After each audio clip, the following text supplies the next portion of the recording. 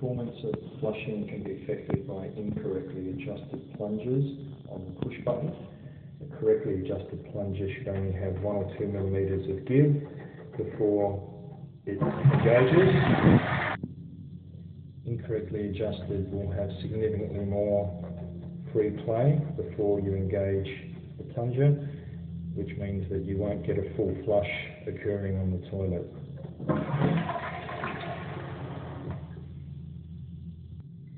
To adjust the plunger, remove the lid, turn it upside down, and you can see how these two plungers aren't the same height. This one needs to be adjusted up. Undo the locking screw, wind it upwards, retighten the locking screw.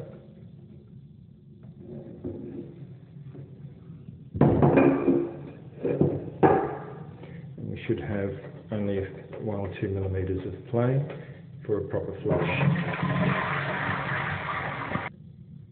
If you incorrectly adjust the plungers and they are too long, when you replace the lid,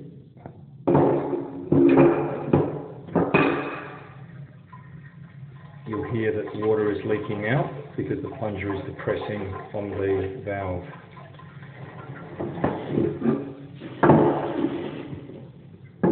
You need to ensure that the plunger is back at the correct level and you've locked it in place so that it can't accidentally extend at any other time.